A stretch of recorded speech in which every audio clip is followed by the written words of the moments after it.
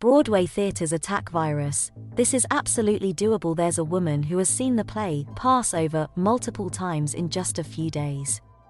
She sat with the audience one night, returned another day to stand at the back of the theater, and once stayed backstage for an entire performance. She's not exactly a super fan.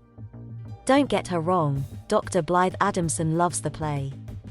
But she was searching for something more than a jolt of live theater, ways to lower the risks of COVID-19 transmission. Adamson is tasked with making the August Wilson Theatre safer on both sides of the stage. She has climbed onto the roof to inspect the new HVAC ventilation system that brings in fresh air and put portable air filters around the building. She has talked to stage managers to understand the movement of people backstage and hung out in the lobby during shows to look for choke points. She once spent a performance loitering at the bathrooms to see how patrons could spread the virus.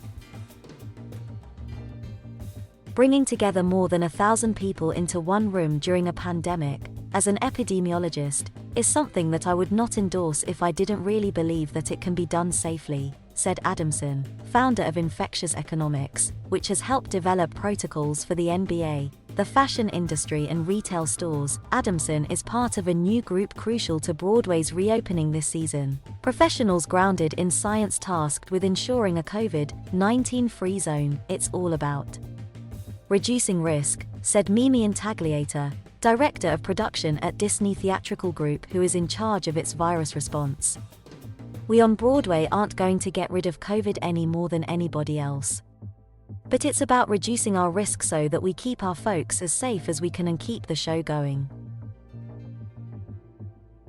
What Intagliata and Adamson are working out may become the protocols for many more theaters and touring productions in the short term, and also good practices for years down the road. My hope for public health and for theater health is that these things can stay in theaters backstage. I think that long after COVID, this will likely reduce the spread of flu and RSV and other viruses. I hope that it will lead to a permanently healthier building for these employees to work in, Adamson said. Air is now constantly circulating inside the August Wilson Theatre, thanks to the placement of portable air fans and air filters with MERV 13 or HEPA technology. Adamson cut the number of people who can go backstage and recommended PCR testing for COVID-19 for everyone, regardless of whether they are vaccinated. All workers now wear KN95 masks. Adamson endorses a policy of layered solutions, multiple, overlapping efforts that currently is grounded on rigorous personal testing and air filters everywhere.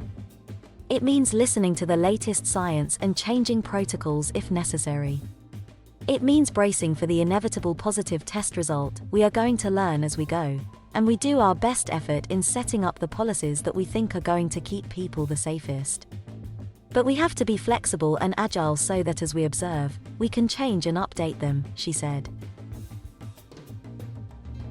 The majority of Broadway, 41 theaters, were built before the Depression and are uniquely risky when it comes to transmission, with narrow backstage spaces, sealed-up windows and poor ventilation.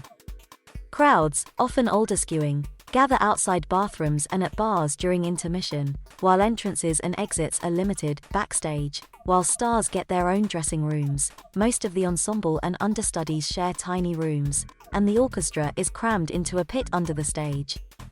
Props and costumes are touched multiple times a night. New protocols are needed everywhere. The Disney Theatrical Group has settled on 5 pillars to keep people safe: mandating vaccinations, frequent testing, plenty of PPE, regular hand hygiene and surface cleaning, and upgrading HVAC systems. Company members are PCR tested every day, and there is additional antigen testing planned, far exceeding the union protocols. Because Disney has children in their companies, they are sticking with masking mandates backstage. Examining every aspect of their productions has led to everything from touchless bathroom facilities to scrapping the tradition of actors signing autographs after shows. Managers even realized that 2 actors in one show who had no stage time together were sharing a dressing room, unnecessarily risking a bigger disruption if one fell ill. Those are the types of things you have to look at and shake up status quo to say, the things that we do out of hand without even thoroughly thinking about, we have to back up and reevaluate, said Intagliata. Passover, the first play to open on Broadway since the pandemic shut down in March 2020, was almost perfectly designed to show a path past COVID-19. It has just 3 actors, lasts just 90 minutes with no intermission and no musicians. This is the right show to be the first, said Adamson. If we can't make it work with this one, then we don't understand what works. With musicals, it will be harder. But we have the tools.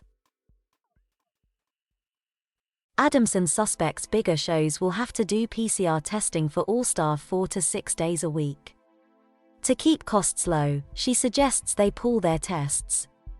Passover combines up to 24 saliva samples for one PCR test and separates them so ushers and ticket takers are in a different sample bag than actors. As for audiences, anyone wanting to see Passover and Bruce Springsteen's musical, the only Broadway shows on offer for a few more weeks, both signal what could be the new normal. Proof of full vaccination are required for entry and masks are mandated while moving through the theatre.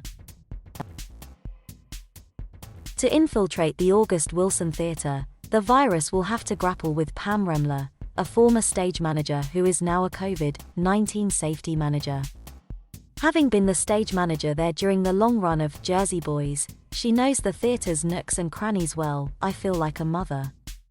I'm just going to protect everyone in that building by protecting the building from the outside in, she said. Remler collects saliva samples from actors and workers each day, schedules tests and does contact tracing. She inspects the theatre's various filters and enforces the mask mandates and social distancing requirements. This is absolutely doable. We can have an industry. We can do it right.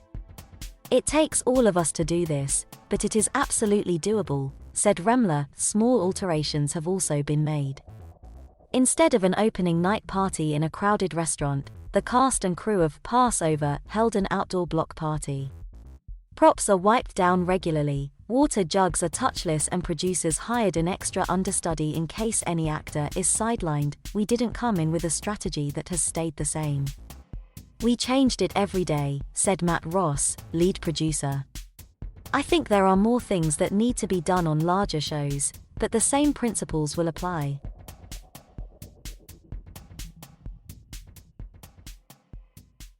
Thank you for watching. Please subscribe.